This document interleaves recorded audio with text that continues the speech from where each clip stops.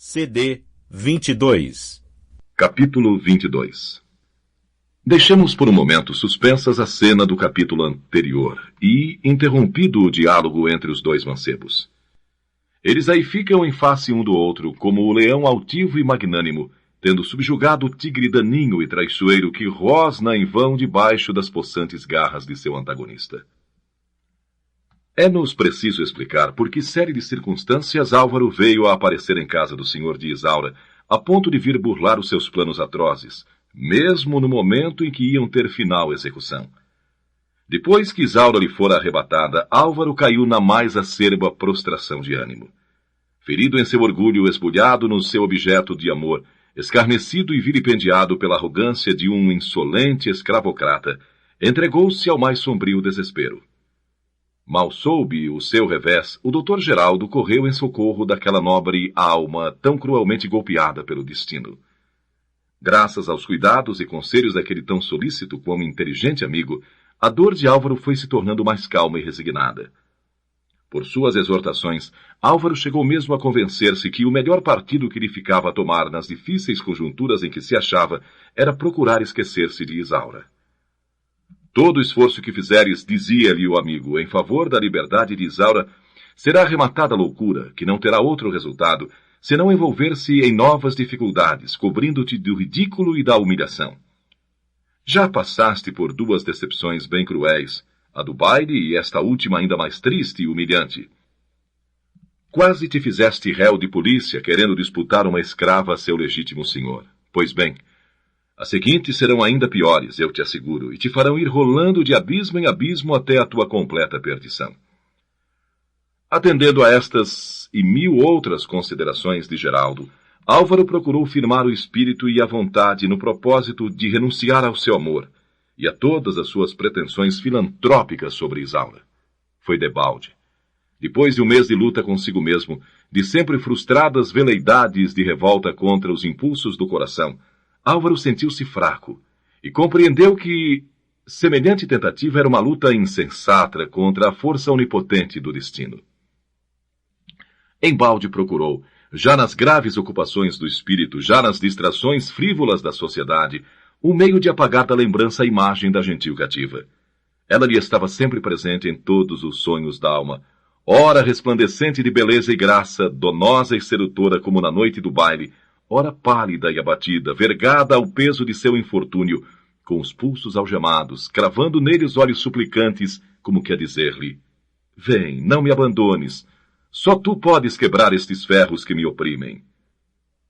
O espírito de Álvaro firmou-se por fim na íntima e inabalável convicção de que o céu, pondo em contato o seu destino com o daquela encantadora e infeliz escrava, tivera um desígnio providencial, e o escolhera para instrumento da nobre e generosa missão de arrebatá-la à escravidão e dar-lhe na sociedade o elevado lugar que por sua beleza, virtudes e talentos lhe competia. Resolveu-se, portanto, fosse qual fosse o resultado, a prosseguir nessa generosa tentativa, com a cegueira do fanatismo, senão com o arrastamento de uma inspiração providencial. Álvaro partiu para o Rio de Janeiro. Já ao acaso, sem plano nenhum formado, sem bem saber o que devia fazer para chegar aos seus fins, mas tinha como uma intuição vaga de que o céu lhe depararia a ocasião e meios de levar a cabo a sua empresa. O que queria, em primeiro lugar, era colocar-se nas vizinhanças de Leôncio, a fim de poder colher informações e investigar se, porventura, algum recurso haveria para obrigar o senhor de Isaura a manumiti-la. Desembarcou na corte com o fim de dirigir-se brevemente para Campos. Antes, porém, de partir para seu destino, procurou colher entre as pessoas do comércio algumas informações a respeito de Leôncio. Conheço muito esse sujeito, disse logo o primeiro negociante a quem Álvaro se dirigiu. Esse moço está falido e em completa ruína. Se Vossa Senhoria também é credor dele, pode pôr as suas barbas de molho, porque as dos vizinhos estão a arder. Essa casa bem líquida mal dará para um rateio, em que toque 50% a cada credor. Esta revelação foi para Álvaro como um relâmpago que se abre aos olhos do viandante extraviado em noite tormentosa, mostrando-lhe de repente, e bem ao perto, o albergue hospitaleiro que demanda. E Vossa Senhoria, porventura, é também credor desse fazendeiro? Perguntou Álvaro. Infelizmente, e um dos principais. E a quanto montará a fortuna do tal Leôncio? A menos de nada, presentemente, pois, como já lhe disse, o seu passivo excede talvez em mais do dobro a todos os seus bens. Mas esse passivo mesmo, em que soma é calculada, pouco mais ou menos?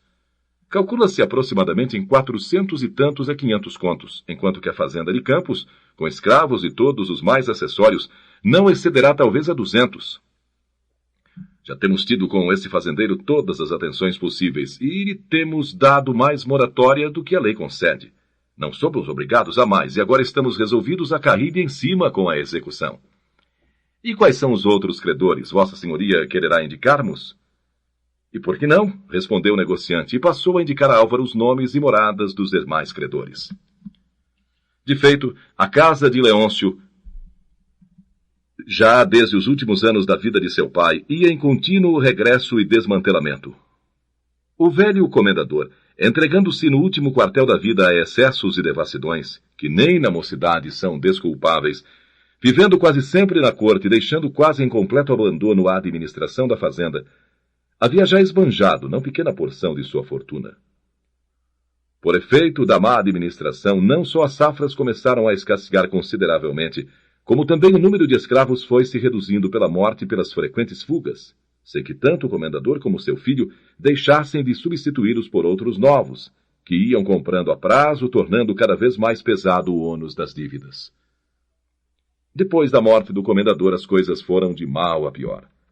Leôncio, com a educação e a índole que lhe conhecemos, era o homem menos próprio possível para dirigir e explorar um grande estabelecimento agrícola.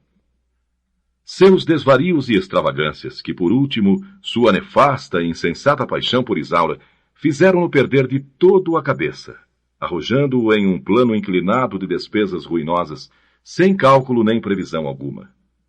Com os enormes dispêndios que teve de fazer em consequência da fuga de Isaura, mandando procurá-la por todos os cantos do império, acabou de cavar o abismo de sua ruína.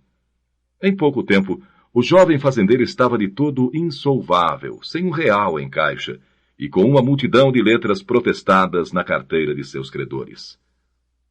Quando estes acordaram e se lembraram de lhe abrir falência e executar os seus bens, compreenderam que mal poderiam embolsar-se da metade do que lhes era devido, e, portanto, trataram com sofreguidão de promover os meios executivos, antes que o mal fosse a mais.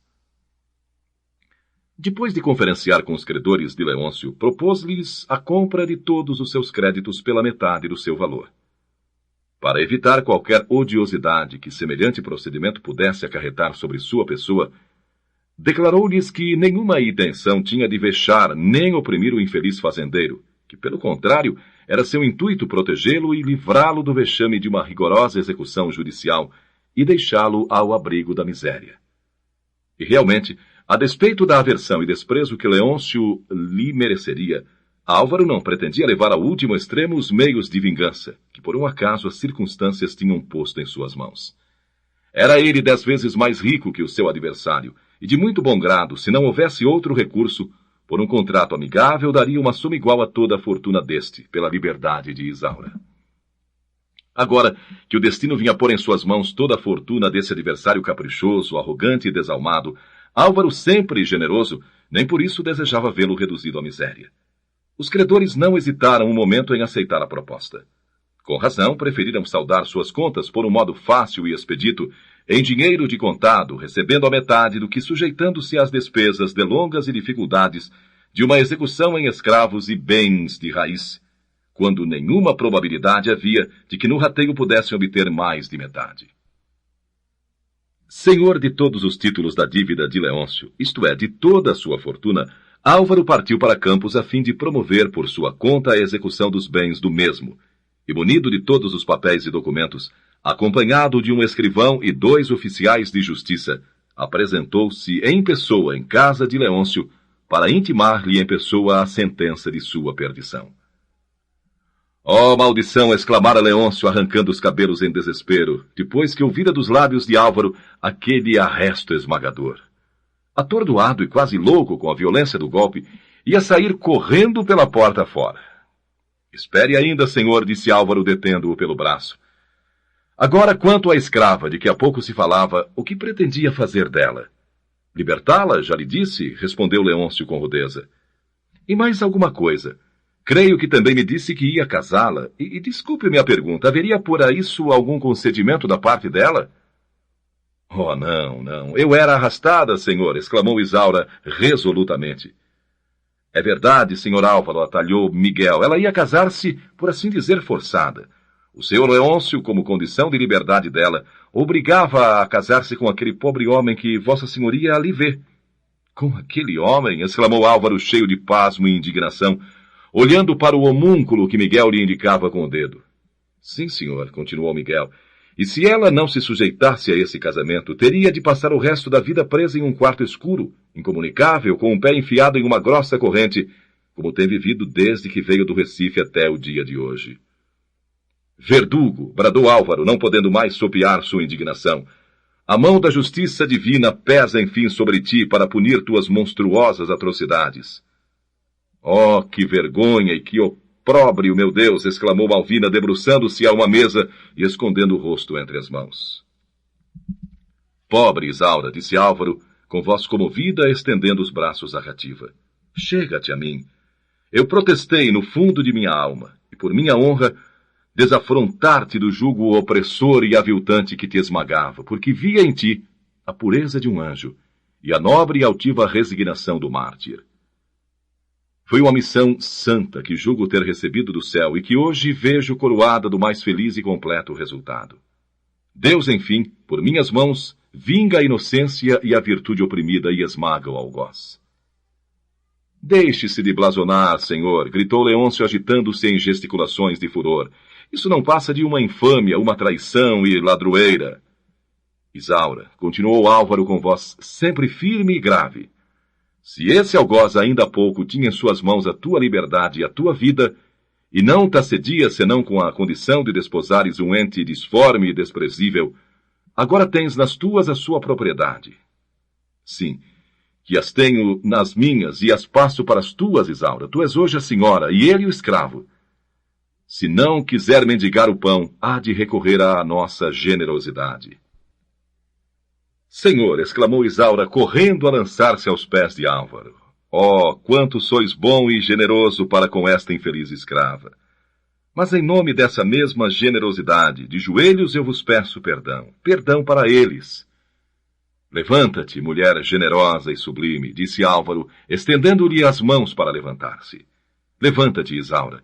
Não é a meus pés, mas sim a meus braços, aqui bem perto do meu coração que te deves lançar. Pois a despeito de todos os preconceitos do mundo, eu me julgo mais feliz dos mortais em poder oferecer-te a mão de esposo. Senhor, bradou Leôncio com os lábios espumantes e os olhos desvairados. Aí tendes tudo quanto possuo. Pode saciar sua vingança, mas eu lhe juro, nunca há de ter o prazer de ver-me implorar a sua generosidade. E dizendo isto, entrou arrebatadamente em uma alcova contígua à sala.